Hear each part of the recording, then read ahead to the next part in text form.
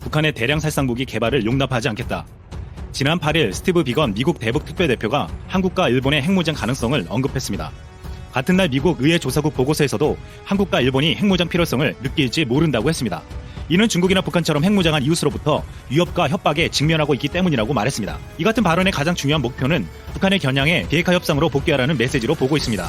한 안보 전문가는 북한의 위협을 더 이상 막을 수가 없고 중국의 부상이 걸림돌이 된다고 판단할 때 한국과 일본의 핵무장도 고려할 수 있다고 운을 떼본 것이라고 말하고 있습니다. 한국이 이 같은 핵무장을 선택할 가능성이 크지는 않지만 이 같은 발언은 시사하는 바가 크게 느껴지고 있습니다. 청와대가 지난달 28일 한일 군사정보보호협정 종료 결정으로 군의 전력 증강 필요성을 강조했습니다. 특히 청와대가 안보 역량 강화를 위해 필요한 전력으로 차세대 잠수함을 꼽으면서 이 같은 발언은 핵 추진 잠수함을 염두에 둔 것으로 관측되었습니다. 이미 우리 군은 송영무 국방부 장관 재임 시절에 해군 연구 용역을 통해 핵 추진 잠수함이 군사적으로 도입 필요성이 있다는 결론을 내렸습니다. 다만 지난해 남북화의 분위기가 조성되면서 수면 아래로 가라앉았다가 최근 일본의 경제 도발로 촉발된 지소미아 종료 등 한일 갈등과 중국과 러시아 등 주변국 위협의 증대 등으로 핵 추진 잠수함의 필요성이 다시 제기되고 있는 것입니다. 지난 2월 말 하노이 회담 북미 정상회담 결렬 이후 북미 간 비핵화 실무회담도 지연되는 가운데 북한은 대남 비난 수위를 올리고 있습니다. 지난 16일에는 북한은 평화 경제를 강조한 문 대통령의 8.15 경축사까지 트집다보며 정말 보기 드물게 뻔뻔스러운 사람이라고 비난했습니다. 또한 최근 보란듯이 미사일 발사 실험을 계속하고 있습니다. 북한이 협상과 대화에 응하지 않고 끝까지 핵 개발을 고집하며 중국도 이를 막지 않는다면 한국은 핵 추진 잠수함 개발은 물론 더 나아가 핵 미사일을 달 수 있는 핵 잠수함을 갖게 될 가능성도 있습니다. 현재 검토하고 있는 핵 추진 잠수함의 위력은 어느 정도인지 살펴보겠습니다. 원자로에서 생산된 에너지로 엔진을 돌리는 핵 추진 잠수함은 우라늄을 한번 넣으면 수년간 수중에서 작전이 가능합니다. 최소 2년에서 많게는 14년까지 핵연료 교체 시기가 올 때까지 무제한 잠항이 가능합니다. 디젤 잠수함은 최대 속력이 시속 28에서 30km인데 반해 최신 핵 잠수함은 45에서 66km 정도로 속도를 낼 수 있어 교전이나 추적에 훨씬 효과적입니다. 최대 추진력을 얻으면 어뢰와 거의 비슷한 속도까지 낼 수 있어 회피 기동에도 용이하다고 합니다. 아울러 디젤 잠수함에 비해 크기가 큰 핵 잠수함은 미사일 발사관이나 어뢰관 수도 많아 공격 성능이 뛰어납니다. 핵 잠수함은 현재 미국, 영국, 프랑스, 러시아, 중국, 최근 인도까지 6개국 정도만 보유하고 있습니다. 여러 나라가 핵 잠수함을 보유하려고 했지만 국제적인 시선과 운영 인원, 기술, 비용 등 해결해야 할 점들이 많았습니다. 때문에 일본과 독일처럼 잠수함 강국으로 알려진 나라들도 원자력 잠수함을 보유하고 있지 않습니다. 한국이 그동안 핵 추진 잠수함을 보유하지 못한 이유는 핵 비확산을 정책 기조로 한 미국의 반대 때문이었습니다. 그러나 최근 북한의 핵 미사일 도발이 고도화되면서 트럼프는 한국의 미사일 탄도 중량과 사거리 제한을 풀어주고 핵 추진 잠수함을 허가했습니다. 특히 북한이 개발 중인 잠수함 발사 탄도 미사일 SABM에 대응하기 위해선 오랫동안 수중에서 매복할 수 있고 속도도 빠른 핵 추진 잠수함이 필요하기 때문입니다. 일본은 한국이 핵 추진 잠수함을 갖겠다고 하자 한국이 서태평양에서 일본을 미사일 공격할 수 있는 능력을 가지게 된다며 두려워하는 모습을 보였습니다. 우리가 핵 추진 잠수함을 도입하려는 가장 큰 이유는 북한이 전략 핵무기를 실은 잠수함을 남쪽으로 보내서 후방에서 공격하는 것을 상시적으로 감시하기 위해서입니다. 최근 북한이 함경남도 신포시 마양도에서 핵 추진 잠수함 개발을 추진 중인 것으로 알려져 우리를 위협하고 있습니다. 북한이 이 신형 잠수함을 시점 배치할 경우 북한은 초강대국이나 보유한 3대 핵 전력 중에서 2개나 보유하게 되는 것입니다. 정치권에서 2017년 진행한 한 여론조사에서 국민의 68.4%가 북핵 위협에 대응할 전략 자산으로 핵 추진 잠수함 도입이 필요하다고 밝혔습니다. 북한뿐만 아니라 일본과 중국도 오래전부터 군사력 강화에 나서고 있습니다. 일본은 핵 추진 잠수함은 없지만 F-35 전투기를 100대 이상 구매하며 항공모함을 만들겠다고 하고 있습니다. 중국은 이미 핵 추진 잠수함을 보유하고 있는데 이는 사거리 8,000km로 서태평양에서 미국 본토까지 타격이 가능하다고 알려져 있습니다. 최근에 호주는 우리나라 국방 예상 1년치에 맞먹는 40조 원을 들여 프랑스의 어택급 잠수함 건조 사업을 체결하기도 했는데 남중국해를 잠식하며 내려오는 중국의 위협에 대응하기 위해서였습니다. 한국을 둘러싼 주변국의 위협은 날이 갈수록 커져가고 있습니다. 핵 추진 잠수함을 이미 가지고 있는 중국은 군사력을 강화시켜 확장하려 하고 있고 북한은 핵무기 개발을 아직도 포기하지 않고 대화에도 진전 없이 난항을 겪고 있습니다. 일본도 전투기들을 사들이며 항공모함을 만들어 군사력 강화에 나서고 있습니다. 우리도 주변국의 위협에 대응하기 위해서는 핵 추진 잠수함을 도입해 그들의 위협에 대응해야 한다는 말이 설득력을 얻고 있습니다. 이상 쓸멍이었습니다. 받지 않았던 게 일본 회의인데요. 그런 일본 회의에 대해서 우리나라의 많은 사람들이 알게 됐다는 게 아이러니하기도 합니다. 일본 회의가 일본 언론의 주목을 받기 시작한 것은 채 5년이 되지 않습니다. 그런데 이에 앞서 영국의 이코노미스트에서는 일본 회의에 주목한 기사를 도쿄발로 게재했었습니다. 제목은 우익의 부상. 일본 회의는 기본적으로 비영리 민간단체입니다. 이런 이유로 인적 구성이나 회계 등에 대해 공개할 의무가 없어서 상당 부분이 베일에 쌓여 있는데요. 이런 일본 회의의 실체를 일본 언론이 아닌 외국 언론이 먼저 말하며 경고했다는 점이 이채롭게 느껴집니다.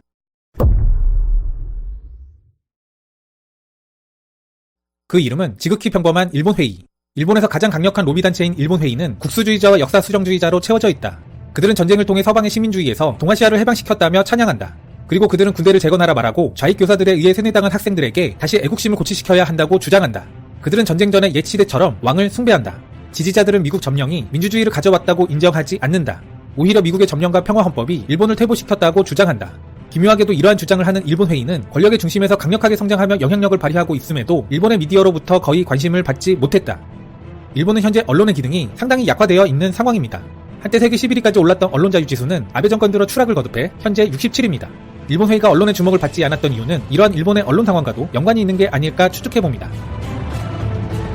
기사는 일본 회의가 추구하는 이념과 방향성을 짚습니다. 일본 회의를 관통하는 가치들을 정확하게 짚고 있으며 이를 나열함으로써 그들이 과거를 향하고 있음을 명확하게 드러냅니다. 일본 회의에는 280개가 넘는 지방 지부에 38,000명에 달하는 정회원이 존재한다. 그리고 정치권에 깊숙이 연결되는 네트워크가 있다. 전 대법원장이 최근 의장이고 국회의원 중 약 3분의 1이 속해 있다. 내각의 절반 이상에 해당하며 아베는 일본 회의의 특별고문이다. 그들은 일본을 소위 정상국가로 만드는 데 화력을 집중하고 있다. 교육은 서구권에서 유입된 권리 개념이 아니라 일왕을 중심으로 한 가치를 강조해야 한다 말한다. 이 단체는 재무장을 위해 헌법을 폐기해야 한다고도 주장한다. 그들은 일본만의 진정한 독창적 특성을 반영하는 것이 목표다. 일본 회의는 강력한 동원력을 가지고 있다. 10년 전 그들은 교육법 개혁 시 아이들에게 애국심을 가르치도록 강제하는 데 성공했다. 그들은 또한 일본의 침략과 전시 가혹했던 범죄들이 노출되는 것을 막으려는 캠페인을 계속해왔다. 이들은 현재 역량 대부분을 헌법 개정에 쏟고 있다. 과거 몇 년간 일본의 행보들을 보면 기승전 헌법 개정으로 보입니다. 이것은 결국 군대를 보유하고 해외로 진출하는데 가장 큰 걸림돌이기 때문이라는 생각인데요. 기사도 이를 지적하며 헌법제 구조가 그들이 목표하는 조항이라 정확히 짚었습니다. 개인적으로 기사의 마무리 부분이 인상 깊었었는데요. 다른 국가들과 우정을 쌓아가는 게 목표라고 말하지만 그 반대가 될 수 있다는 일침. 2012년 자민당이 구성한 새로운 헌법 초안은 일본 회의의 의제 중 상당 부분을 반영하고 있다. 일본 종교인 신도는 통치 도구로 재창조되어 왕의 이름으로 전쟁을 하도록 사람들을 동원하는 이데올로기 역할을 했다. 그런데 아베 총리는 계속해서 야스쿠니 심사를 방문하기를 원한다. 이 야스쿠니 심사에는 다른 아시아 국가뿐 아니라 일본 스스로도 치명적인 결과를 만들어낸 사람들도 기린다. 일본 회의 멤버들은 변화 속도가 느리다고 실망하고는 한다. 그러나 이들이 변화시킨 일본 정치 풍경의 조용한 변화는 이들의 대척점에 있는 사람들조차도 인상 깊다 말한다. 그들의 미래 목표 중 하나는 해외로 진출해 다른 국가들과 우정을 쌓는 것이다. 그러나 그들은 그 반대를 성취할 수도 있어 보인다. 어느 사회나 진보와 보수는 존재하고 이 둘의 충돌은 지극히 정상일 겁니다.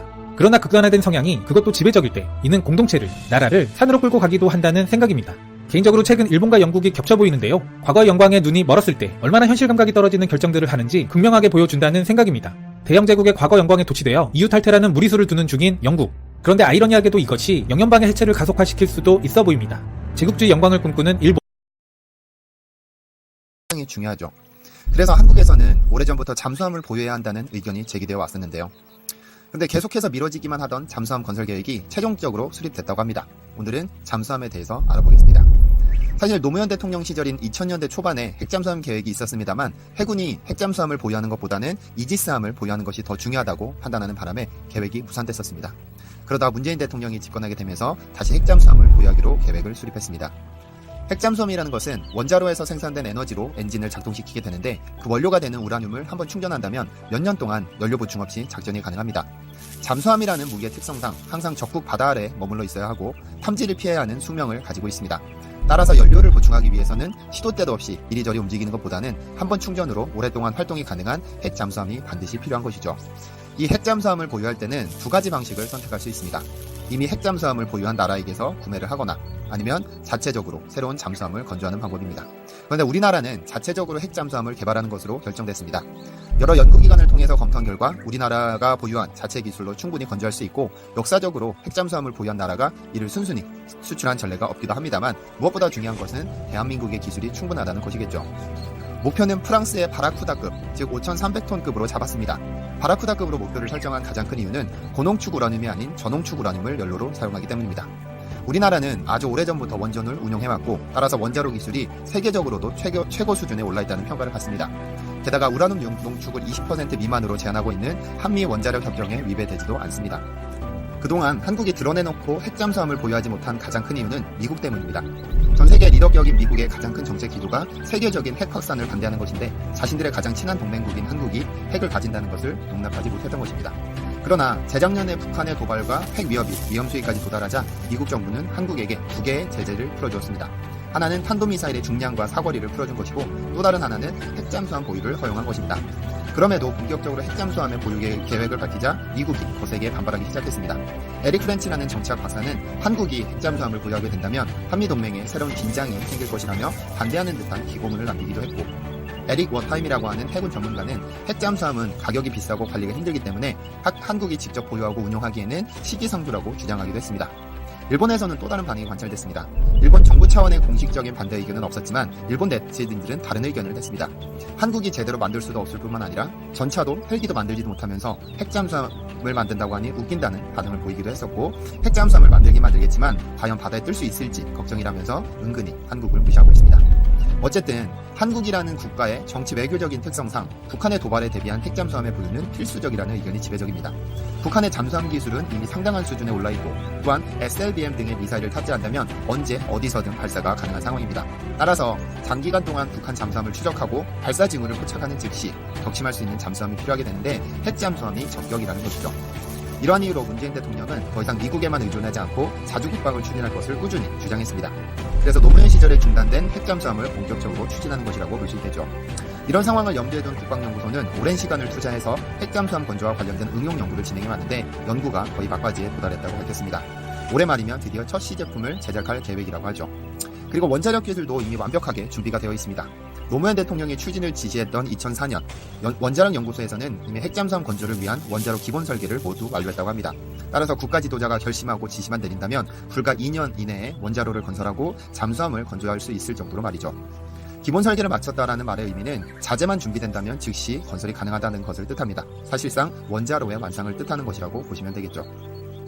문재인 대통령이 대외적으로 밝힌 것처럼 만약 3년 안에 진짜로 핵잠수함을 보유한다면 진짜 국방선진국이 남의 말은 아닐 겁니다. 고생하셨고 수고하셨습니다.